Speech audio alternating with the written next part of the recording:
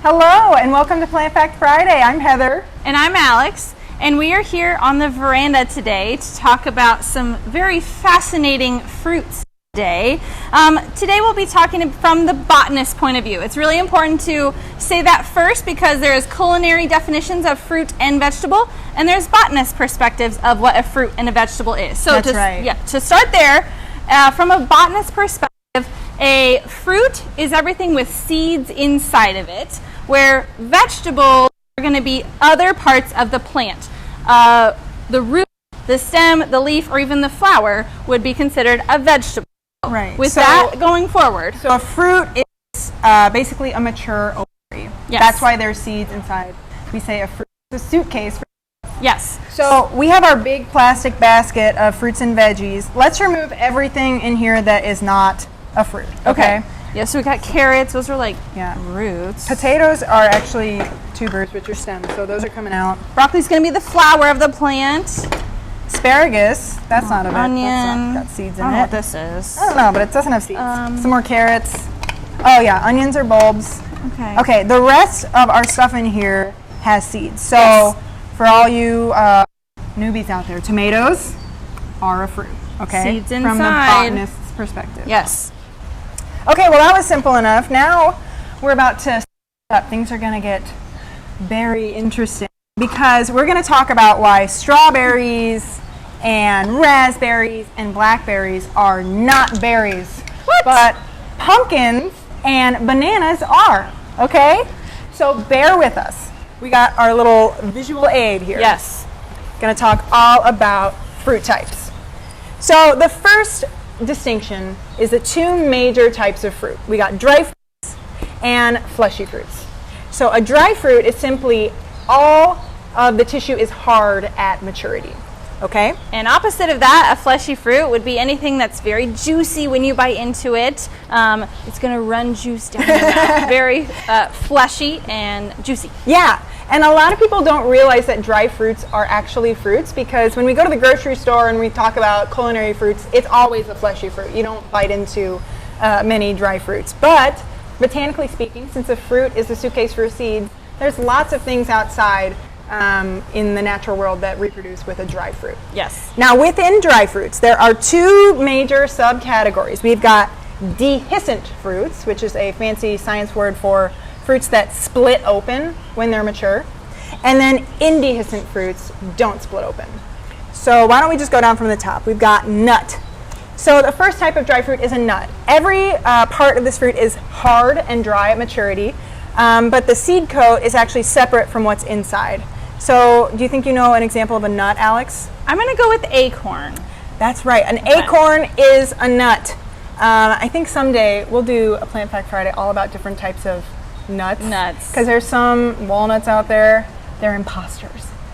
We'll hit you up later. Okay. The next type of dry fruit is a Karyopsis. If you are a layman, you might know this as a grain. Or grasses. Yeah, right? so all grasses have this fruit type. Corn is a grass. Corn. Excellent. So this is different from a nut because everything's hard, everything is dry, it's all fused together. So you couldn't separate the layers if you wanted to. And we are talking about at maturity. So we do have sweet corn. If you let that dry out, it would be hard at maturity. Good point, yes. Next is an achene. A good example of an achene is a sunflower seed. Oh. They're a lot like nuts, but the outer layer is not as hard. So if you bit into this, which, I mean, still don't do that, but you wouldn't like crack a tooth. Okay, next is a Samara. A Samara is just a dry fruit that has a wing on it. So this is a maple seed. Yeah, a maple. The little helicopters. Oh yeah, and elms and I think ashes also have winged seeds. So these are our dry fruits that don't split open at maturity. Well, sunflower seeds do split open when we eat them. Right. But they don't do it on themselves. Yeah, they don't explode open until you bite into it. Okay. Good point. Okay, let's get into our dehiscent, or the ones that burst open. First is a follicle. Follicles break open along one suture. And my favorite example of this is a milkweed. And we actually have a milkweed pod here. I want to leave it in the jar just so it doesn't fly away. But you can see how it splits down just one line to reveal all the seeds inside. A follicle. A follicle, yeah. Okay, the next fruit type that is dry and dehiscent is a legume. These are going to be beans, Yeah. like peas or green beans. Yeah, exactly. Any bean is a legume, and the difference between a legume and a follicle is that it splits along two sutures, so one and the other. You know how when you eat snap peas, you can just take the two layers apart? Yes. That's a legume. Okay. And another example, these peas are fleshy, but if you let them sit on the vine, they will get hard at maturity. Yes. Okay, and last but not least, we have capsules. Capsules break open in all different kinds of ways along more than 2 pores. They basically explode at maturity. Yeah. Very cool. There's a lot of different types of capsules. The one that we have here is a poppy capsule. We actually have some poppies in our rose garden. Hopefully we get to see those go to fruit because the capsules are really pretty and really interesting. Okay, you may not believe that this is not even all of the dry fruit types out there. If you do a Google search, you might find some more. But it's a pretty good overview of all the dry fruits that you might see in the garden. Okay, let's move on to fleshy fruits. Remembering these are the fleshy, the juicy fruits. Yes. More commonly the ones that you might be thinking about when you're talking about a fruit salad. Yes, so a berry is a fleshy fruit where all of the layers of the fruit are fleshy, soft at maturity. So Blueberry. blueberry is a great example, and it even has it in the name. Yes, that's helpful. Yes, but not always. 'Cause It might lead you remember- astray. Yes. So berries, there's a lot of other berries that we eat all the time. We don't realize are berries. So, for example, a bell pepper. All the layers are soft. Soft all the way through. Even a banana. That's right. And there's no seeds in that one probably. Well, it is plastic. But the ones that we get at the grocery store don't have seeds. But in nature, you would find seeds in the inside of a banana. Wait. A tomato is soft all the way through. Yeah. Is this a berry? Not only is a tomato a fruit, it is a berry. Wow. That's right. Okay, and then we have some interesting subcategories of berries. They have their own names. So a Hesperidium is just any kind of citrus fruit. They have their own fruit type. It's called a Hesperidium. It is a berry, but the difference is that outside layer is a leathery rind. Okay. And last but not least, a peepo. Oh, It's I my know these. favorite. These are the squashes. Yeah, squash, like pumpkin, zucchini. So pumpkin is a berry, guys. A berry and a peepo. And a peepo. Yes, that's like one of my favorite botany words. Okay, moving on from berries, our next fleshy fruit is a drupe. Drupes are just stone fruits. So the inner layer of the fruit is hard, surrounding the seed. Okay, so stone fruits, yes, we got peaches and nectarines. What else? Cherries. Plums, apricots. These are all drupes. Okay. Another drupe that some people don't realize is a drupe, a coconut. Yes. So the brown fuzzy thing is just the inner layer, basically like the pit. It's sort of green, fleshier fruit if you ever see coconuts on the tree. Avocado, another drupe. We could just do this all day. Pomes. Yes, if you speak French, which I don't, but I think pomme means apple, and that is helpful because apples and pears are pomes. And what makes a pomme is the fact that the part that we eat, the fleshy, juicy part that we bite into on the outside of an apple, is not the mature ovary. It is something called the hypanthium, which is just the floral cup. It surrounds the ovary. And in this case, not only did the ovary mature, but the hypanthium widened and thickened and became juicy and tasty, and so we call this a pomme. The actual fruit tissue, the ovary, is the part on the inside that we usually don't eat, the core, and it contains the seeds. What's another example of a pome? A pear. A pear. And rose hips, I think, are also pommes. Oh, yes. Yeah. Rose. Okay, so everything we've talked about has been a simple fruit so far. Simple enough, right?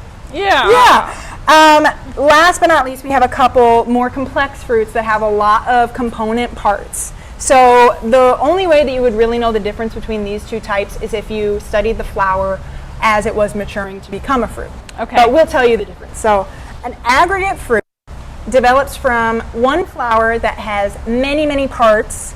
So it's producing many, many fruits in the same flower, all fused together. So a raspberry and a blackberry is an example of an aggregate fruit, not a berry, though the name would have you think as much. So if you were patient and, I don't know, had a lot of time on your hands, wanted to dissect your raspberry, you could separate out all the individual fruits. And each of those is a drupe. So it's an aggregate of drupelets. Little drupelets! Little baby drupelets. Now, grapes are not aggregate fruits because they are not fused together. That's it's absolutely more of a cluster. right. Yes, so they all have their own little stem on the plant. They're not fused together. Is a grape a berry? A grape is a berry. Soft all the way through. Yes. See? Okay. Excellent. And lastly, we have multiple fruits. So a multiple fruit is similar to an aggregate because it's a bunch of fruits all fused together, but the difference is in the development. So a multiple fruit comes from many flowers clustered close together. So while a raspberry develops from one flower that's just got a lot of parts, a multiple fruit comes from many flowers that are close together. Like a pineapple. A pineapple. Figs are another example of multiple fruits. Okay, do you feel like you learned? I learned a lot. This is very fascinating, and I hope that people at home can start sorting their fruits and win Jeopardy, basically. I want to make sure that everyone leaves here knowing something that I feel like... Oh, the strawberry. Right. We didn't talk about it. This is one of my favorite misconceptions to just blow out of the water. Okay. A lot of people grow up thinking strawberries have their seeds on the outside. Yeah. Why would they do that? It's so weird. It's like the only fruit. That seems really weird. Why would strawberries be the only thing that does that, right? Why would you want your seeds to be on the outside? Tell me. So when you zoom in on a strawberry, and this is plastic, so you have to bear with me, but if you zoom in real close, you see all what we call the seeds. Well, those are not actually seeds. Those are the fruits. So, what? On one strawberry, if you zoom in real close, you'll see there's hundreds of little fruits. They're fruits. They're actually achenes. So on one strawberry, you have many, many achenes. And inside that achene, we find the seed. So the seed is not on the outside of this fruit. That would be so weird. It's on the inside of an achene. But this red, fleshy stuff, what is that, right? In a strawberry, not only do the fruits mature when pollination happens, something called the receptacle also matures. The receptacle in all flowers is like what the reproductive parts sit on. It's like the platter. When pollination happens in a strawberry, that receptacle is triggered to become really big and juicy and bright red. And it tricks us into thinking that it's the fruit, but really it's carrying many, many fruits. So we call this an accessory fruit. It's kind of like the accessory is the part that we are attracted to. It's the extra little bit. So all of these are just mechanisms for the plant to disperse its seeds. Yes. Really important, but wow, really a lot. So everyone go to your local trivia night and just completely blow everyone out of the water on all the fruit type questions that there are sure to be. I think we should stay here and sort some of these fruits. Okay. Okay. We'll see you next time. Bye.